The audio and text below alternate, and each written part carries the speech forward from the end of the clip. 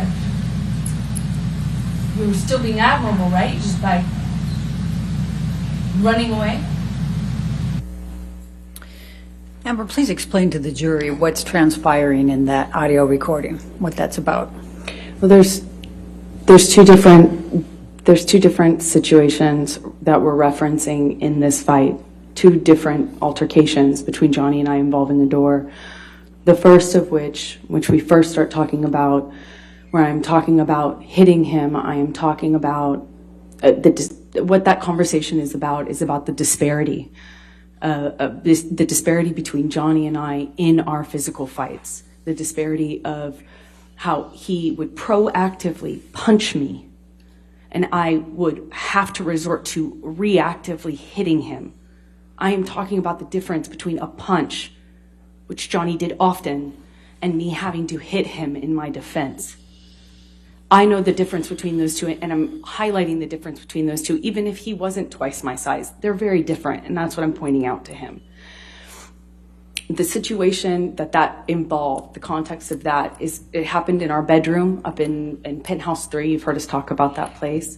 And I was trying to shut a door, our bedroom door actually. I was trying to barricade myself behind this door, and Johnny was trying to get through the door.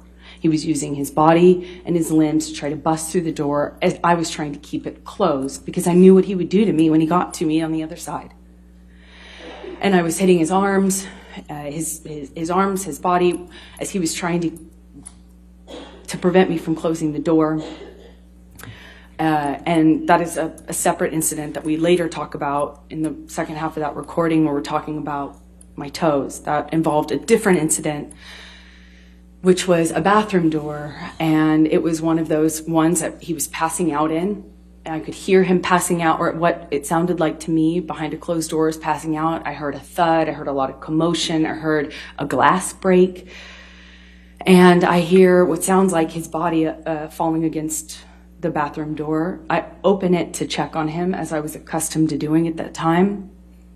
Johnny violently reacted to me opening the door, pushed it against me. It ran up over my toes, and he angrily came around the side of the door, swinging at me.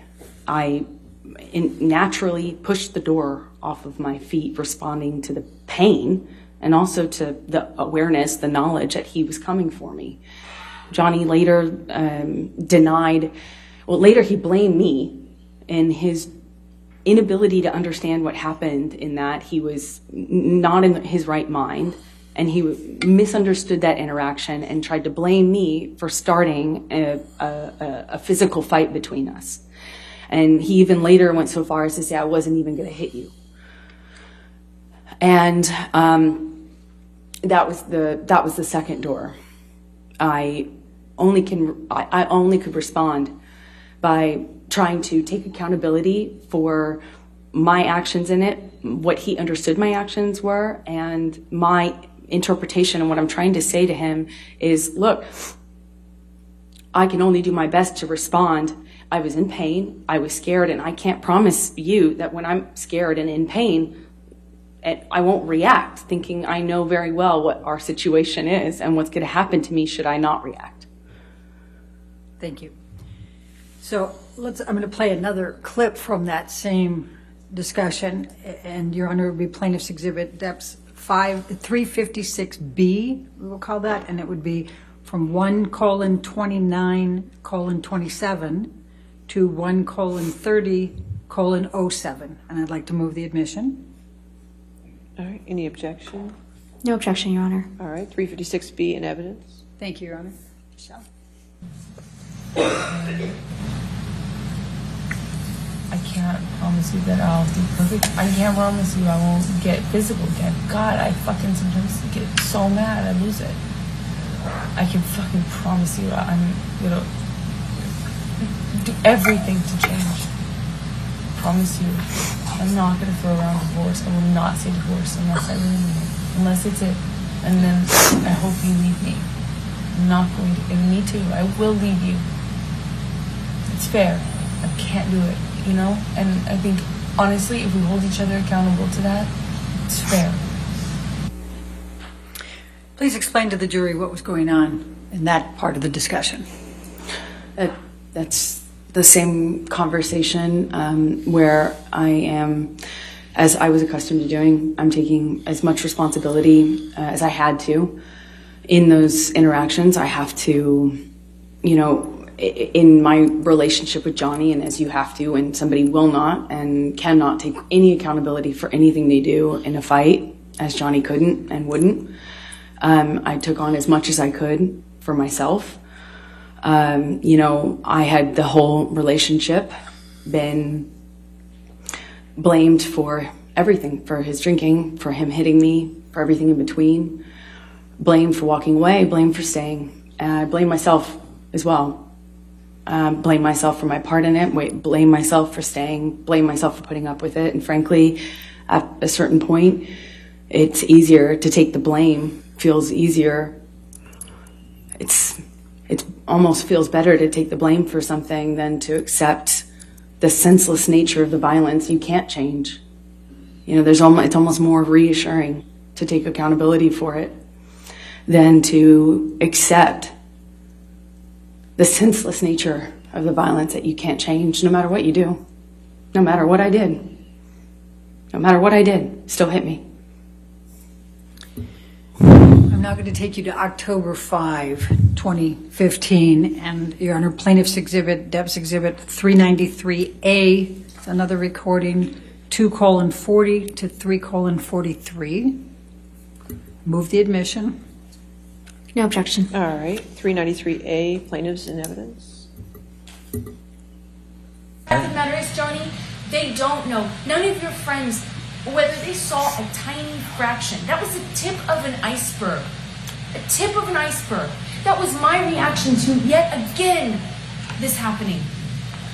That is the tip of the iceberg. And if you want to use that as some sort of like mental excuse or validation of whatever, of telling your friends or whatever they think, or whatever they think about me or whatever, fine. But they only saw a tip of an iceberg. None of your friends Let me ask you and a none question. of this team have actually been there for one of our fights. They've never actually seen. That's not true. Really? Have they been in the hallway? Yeah. They've Have heard they it. seen? Baby, that is absolutely not true. They have not heard everything. Nathan Because could fucking you- quote us. Great, he can quote a part of it, but he has not been there. No one has actually been there for a fight in its entirety. No, how could they? No, exactly. So stop using that as some sort of excuse. Like they see it, they know, they work for you, or they're your friends. That Please explain to the jury what you were discussing in that conversation. Johnny would often use the fact that his, you know, paid employees, his loyal staff would back him up in fights, and that he would constantly threaten to call them in to validate him. They threatened to call them to come into the room to have them back up him and say that it was, you know, that my yelling or that I'm at fault, that I'm in the wrong, that it's all me. And he would do that in almost all of our fights, especially by 2015, that he would call his friends and he'd call his staff in to back him up, so that I knew and would accept that I'm at fault and that I'm wrong. And that was, you know, what I had to agree to over and over again, just to even hope that we could have a conversation at some point in a more therapeutic sense so we could move the conversation along. That was his MO, if you will. He'd call people that work for him to back him up.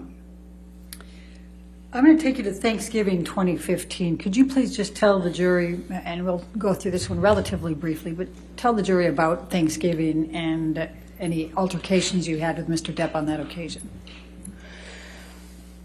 Thanksgiving 2015, we had friends over. Johnny had Marilyn Manson over, and I had a few of my friends over. We had a son over, and maybe my father. I'm not entirely sure how long he was there. We had dinner together. Johnny was disappearing with Manson, doing coke. Objection calls for speculation. All right, I'll sustain that objection. How do you know he was disappearing with Mr. Manson with coke? That's what I knew of their relationship at the time. And he was Objection calls for disappearing every speculation. I'll sustain the objection. All right. So Please continue with the he rest got of the up story. for a longer period of time, not the normal every 5 minutes to go to the bathroom kind, but like he just appeared for a longer period of time. And at this stage, I was really dependent on recognizing the patterns of what he was. I was reliant on trying to figure out what he was on, what combination he was on, so I knew how to deal with him.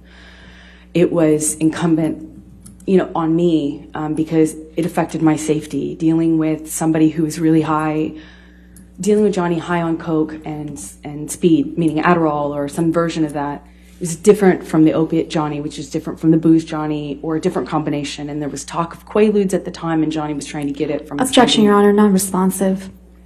I'll sustain the objection. Anyone else? So I Please was. continue. So I wanted to know what I was dealing with. It was important to my safety to know who. Objection, non-responsive. All right, I think. That's why I followed him. Okay. All right. Your Honor. So what did you do next? I'll sustain the objection. Next question. What did you do next?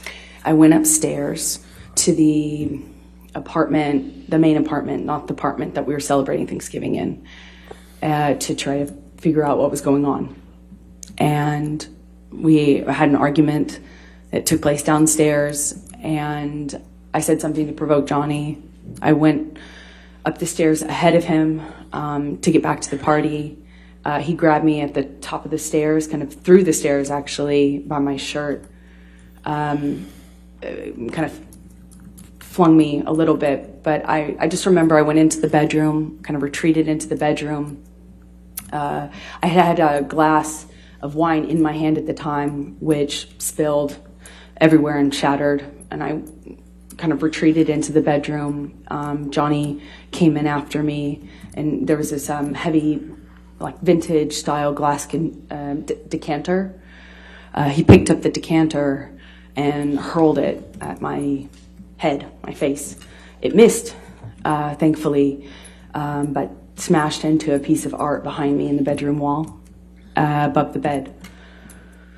I got past him. I think there might have been a bit of shoving. I can't really recall and the sequence of when that happened, but I wanted to go back downstairs, and I past my closet. I had to change my shirt, and I went back downstairs to the party to finish the evening out, and I put on a face, and we finished the evening with the guests, and then more fighting happened afterwards. So we talked about December 15, 2015, last Thursday, and also the Bahamas over the holidays. But I did miss one picture. And Michelle, can you bring up Defendant's Exhibit 518? Amber, does that accurately depict the scene portrayed? Yes, it does. Your Honor, I'd like to move the admission of Defendant's Exhibit 518. No objection. All right, 518, defendants in evidence. You can publish. And this is from December 15, I believe. Could you just please tell the jury what this depicts? Yes, it's a picture of my bruised temple, and Johnny had his hand on my on part of my face with my face down, and he was punching my head. I'm repeatedly punching my head. That's what caused that bruise in my temple. Thank you. Now, we went through the Bahamas before, and you returned from the Bahamas sometime late December, early January, correct? Yes. Okay. I'm going to take you to January, February of 2016. Can you please describe to the jury what was going on with you and Johnny in this January timeframe after this December 15 and the Bahamas incidents? After the Bahamas, Johnny's sobriety fell apart. There was just none of it. It was, so he stopped communicating with the medical team that he had hired. Objection calls for speculation. How do you know that? I was there. They fired him. Objection calls for hearsay. I'll sustain the objection. Okay. Without telling what the medical people did, go ahead and tell what was going on with you and Johnny. Yeah, his his mental health, for lack of what it looked like, his mental health was just falling apart. Is what it looked like. Objection calls for speculation. I'll sustain the objection. What did you observe that led you to believe that his mental health was falling apart? He was Objection, Your Honor. Calls for speculation. She can say what she Leading. observed. I'll sustain the objection as to leading. Next question. What, if anything, did you observe about Mr. Depp's state? He was hallucinating, auditory. Objection calls for speculation. I'll sustain the objection. Please tell the jury exactly what he was doing that led you to believe he was hallucinating. Objection, leading. Sustained. What, if anything, was Mr. Depp doing that would have led you to believe he was hallucinating? Same objection. Sustained. Sustained. Please describe what Mr. Depp was saying in January of 2016. He was talking to people who weren't there, meaning people who were not in the room. He was communicating with people and sounds and voices that weren't there. I know because I was sometimes in the room and sometimes on the phone with him. And he would tell me I had a conversation with him that I did not have. He would say I said something that I didn't have. He would comment on somebody being in the room behind me that wasn't there. It was terrifying. It was terrifying because, once he smashed a board right next to my face, and it was unclear to me whether he was even mad at me or he was convinced that the guy he said he saw me with was in the room. I didn't know if Johnny felt the man was in the room with us or not at that point. But I remember he put his fist through a whiteboard in the kitchen. He hallucinated right in front of me. And Objection calls for speculation. Don't use the word hallucinate. Just describe what led you to believe Your that. Honor, I'll objection. sustain the objection. She can testify to what she observed. Please, thank you, Your Honor. Please tell the jury what you Your observed. Honor, may we approach? Okay.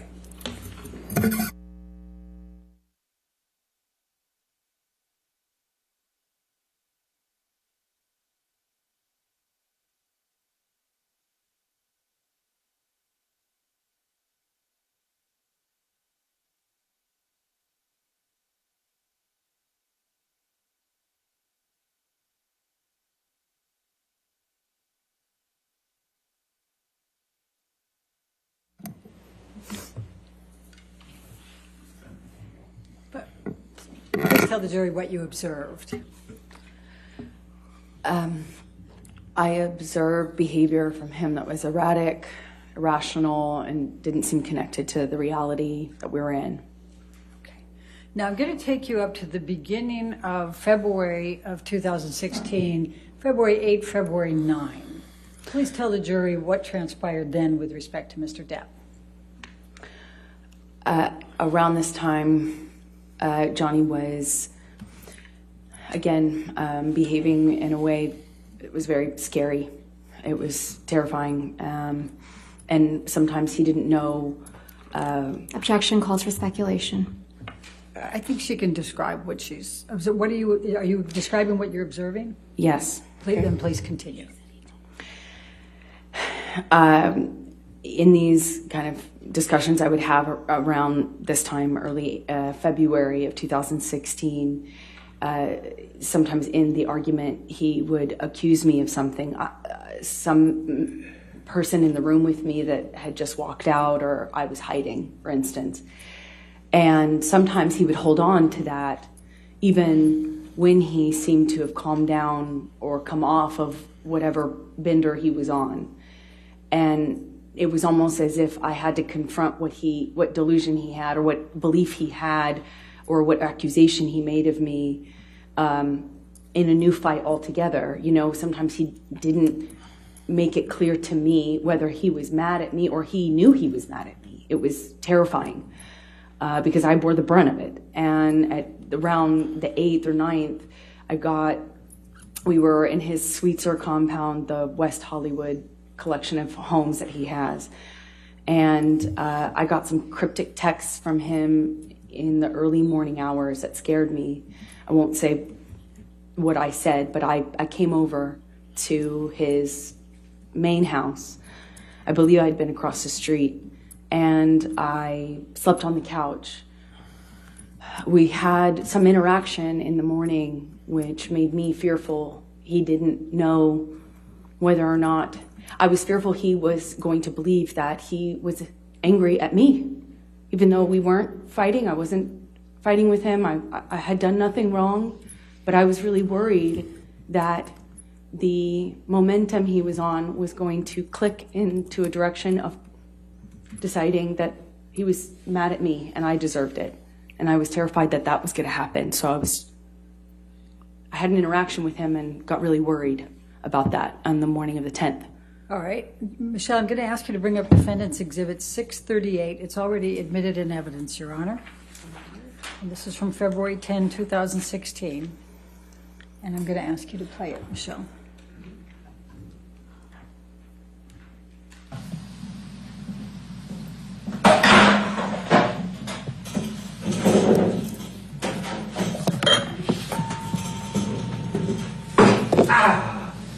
Motherfucker! Motherfucker! What happened?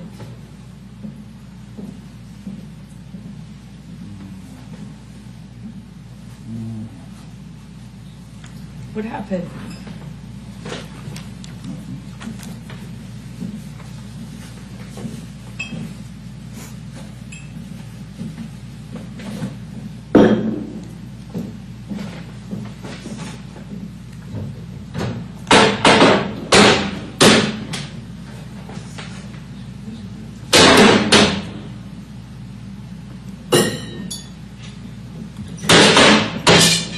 Nothing happened this morning, you know that?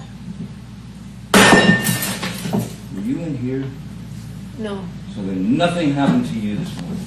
Yeah, you're right. I just woke up and you were so sweet and nice.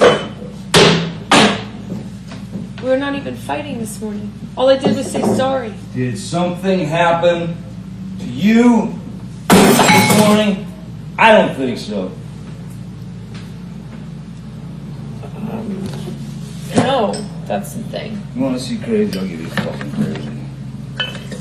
That's crazy. Oh, you're crazy. Oh, you're crazy. Have you drunk this whole thing this morning? Oh, you got this going? You got this going? I just started it. Oh, really? Really?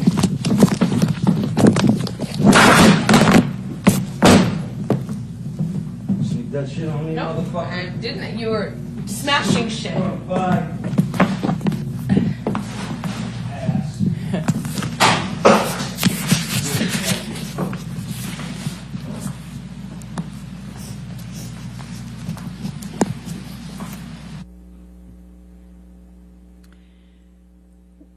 Why did you videotape this, Amber? Because I knew he wouldn't remember. Objection calls for speculation. Sustained? Rather than what you knew, you can say what you thought. Just tell us why you... I was afraid. It was scary. It's scary. Scared. Scared they wouldn't remember.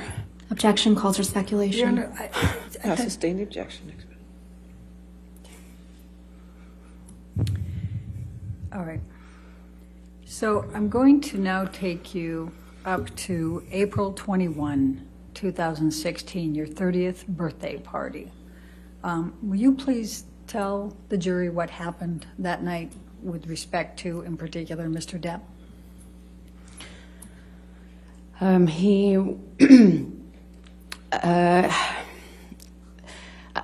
At that time, we had a fitting that day or the day before, and he missed it, and he was kind of disappearing at that time, like at night, vaguely saying meetings. He had meetings, but then he'd be gone for sometimes 2 days, just not coming home and that sort of thing. Coming home after a bender Calls for speculation worse. as to Bender. I don't think that calls for speculation. I'll sustain the objection. He's gone for 2 days. Go ahead. And I had my birthday was coming up, and or on my birthday I said, are you gonna make it to my birthday party? We had a dinner planned at our penthouse. I said it would be important for me if you made it. Objection, hearsay. Not offered to prove the truth of the matter Overruled. asserted. Thank you. And he told me at some point that day that he had scheduled a business meeting or a money meeting, I think he said, maybe, at 7, which is around the time my birthday was planned for. It might have been planned for 8 p.m. He,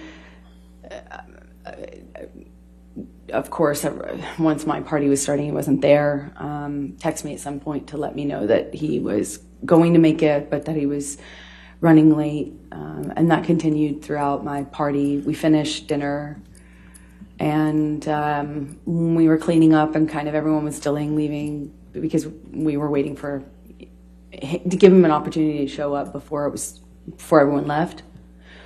And he let me know he was there. I tried to, without saying what I said, I tried to give him the impression that I wasn't going to get on him about drinking or anything. I just wanted him to be there. And we had a toast. We did a celebratory toast. And the guests left.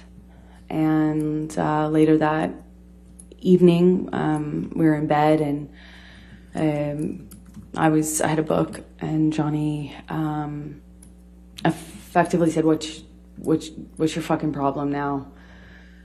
And at the time we were getting advice from therapists without saying what they said, it was important for me not to make him feel attacked. So I chose my words carefully. I won't say what I said, but I remember being very careful about how I worded what I was feeling about my birthday and him having missed it. An argument followed that. I got up out of bed. Johnny's side of the bed was closer to the door than mine. I remember him blocking the door, blocking me to get out, kind of shoving me down, and we had a verbal argument, and then that became a shoving match. I tried to shove him back. I kind of felt myself retreat into the bedroom. At some point, he picked up a large, I guess it's a Magnum size, not a normal size, a large size bottle of champagne, and hurled it at me. This time it went through a painting, and I loved this painting. I remember it just went right through the canvas, left a giant hole in it. And I remember thinking we shouldn't have art in our bedroom anymore. And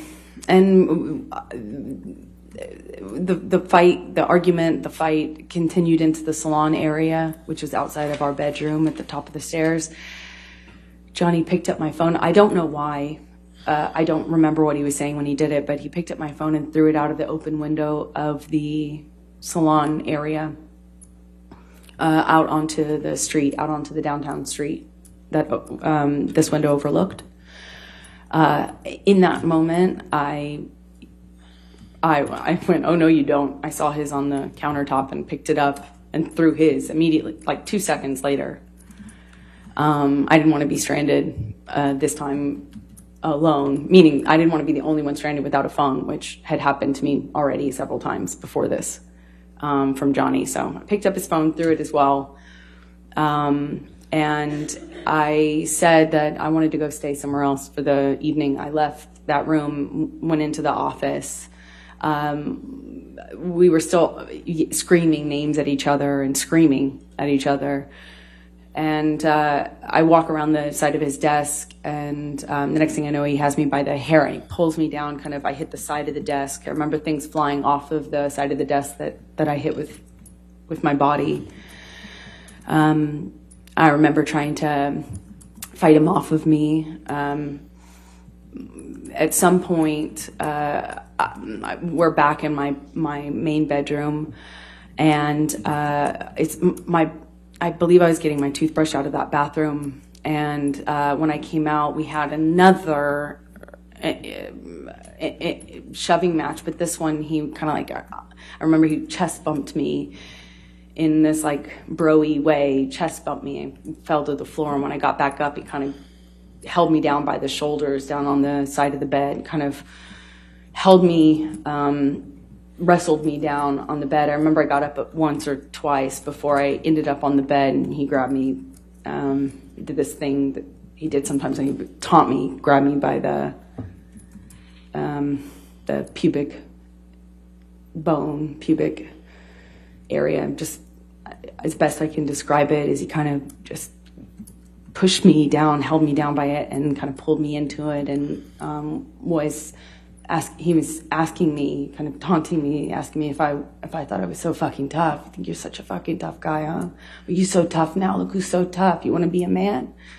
Tough like a man now? That happened for a bit of time. I'm not quite sure. I think at some point he left. I remember at some point shortly after that, I remember he was still in the apartment when this happened, but I remember kind of collapsing on the floor and being exhausted. It's just, I remember feeling exhausted and crying and kind of throwing in the towel, if you will. I remember saying to him, just, can we not fight like this? Like, can we start over? Is there anything that we can do? Like, this is really messed up, but can we just not do this, please?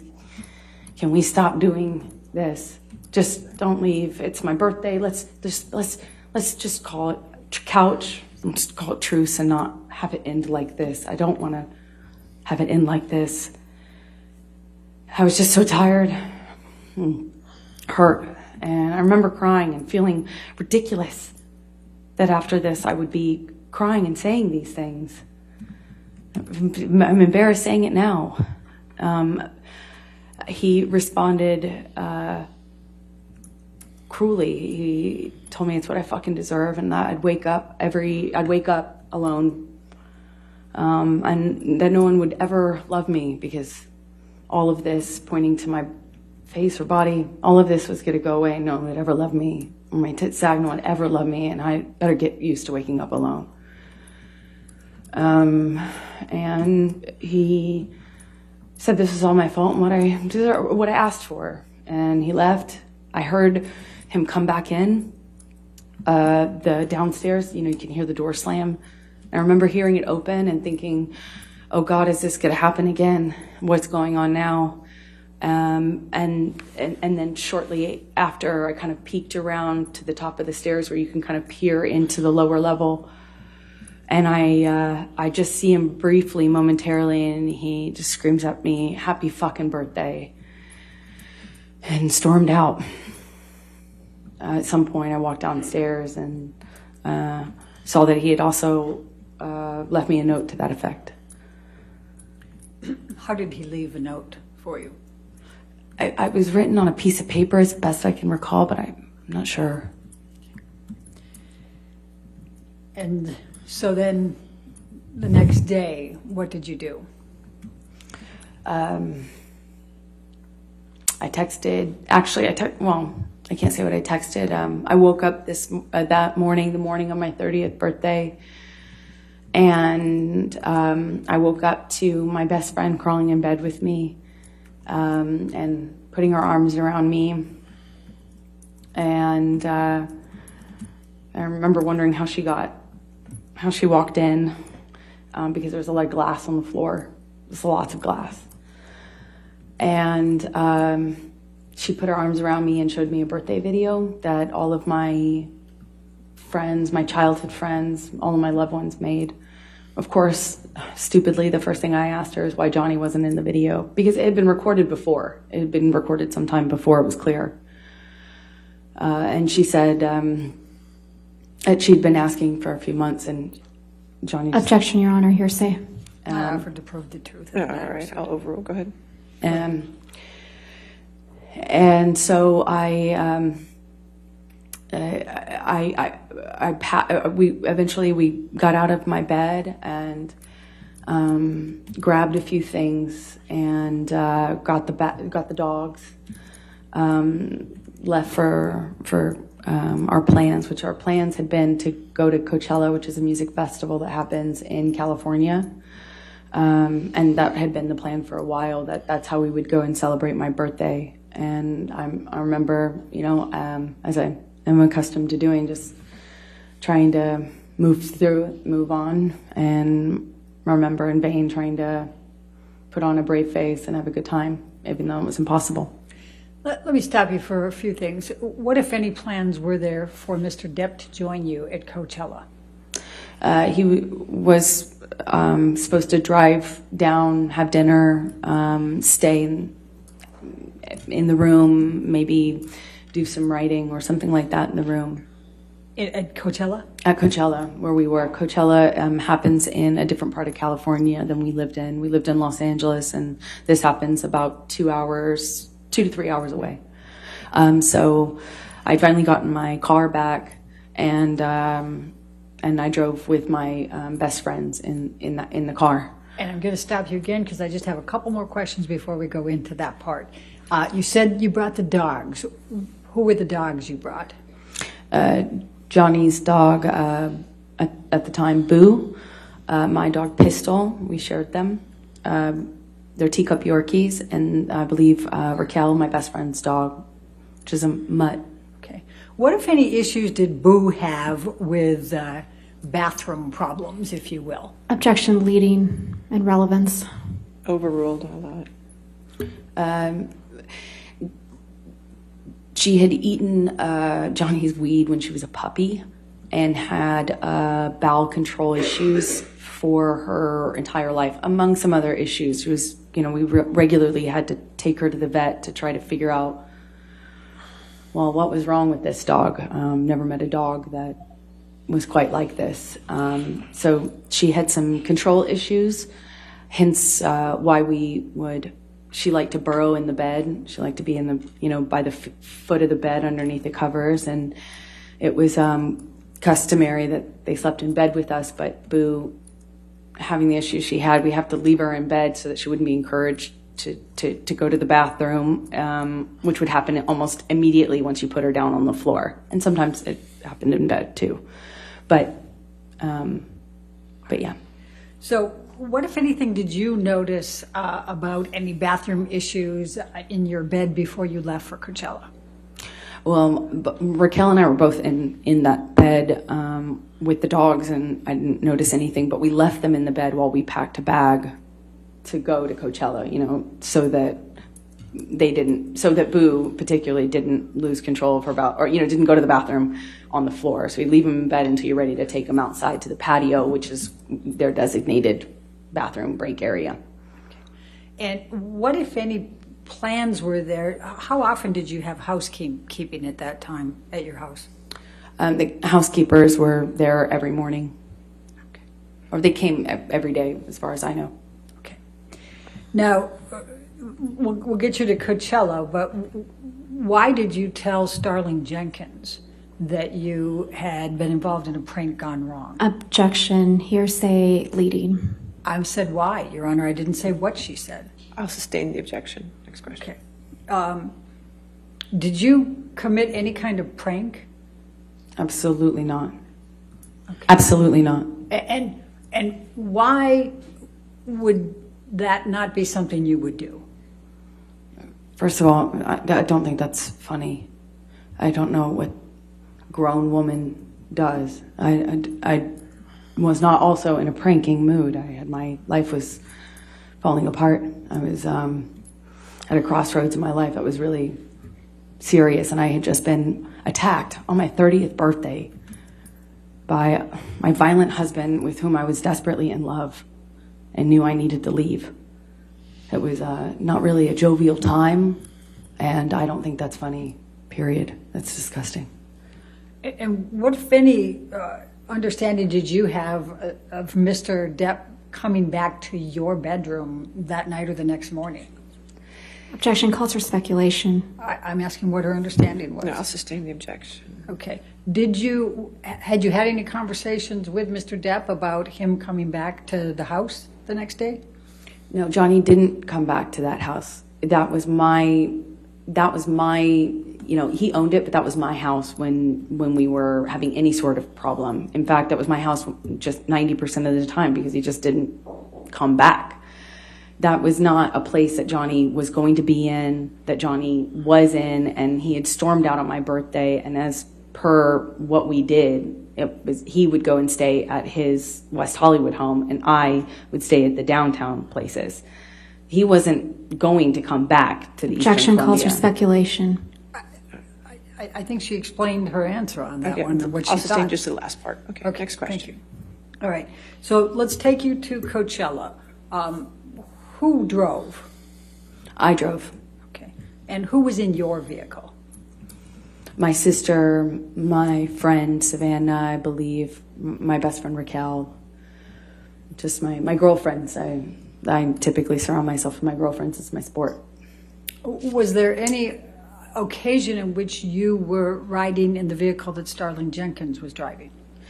He picked us up from Coachella in the evening when we, as a group, all were ready to leave. That was the day that we went, which was the day that I took MDMA and mushrooms at the same time. Realized very shortly after what a horrible idea that was, considering the state that my life was in. I highly don't recommend that combination at the time. So I didn't feel like being in a crowd. I didn't feel like being at Coachella. I had intended to try to have a good time despite what was going on in my personal life. And I realized that was just not going to happen. And so I wanted to go home. Meaning to be in a bed. I wanted to be, I just wanted to be held by my best friend and watch a movie. And that's what we did. I didn't feel well and wanted to leave. And when you said you rode back with Starling Jenkins, was it just you, or did you have other people in the vehicle with you? When we left Coachella, it was my entire group. I wasn't ever alone with Starling. I certainly wasn't anywhere near him. I didn't have a conversation with him. I sat in the very back seat with my best friend next to me, and it was a whole group of us. Thank you. Your Honor, I don't know. This might be a good breaking point. All right, that's fine. Okay, ladies, let's go ahead and take our morning recess. Do not discuss the case with anybody, and don't do any outside research. We'll take 15 minutes, okay?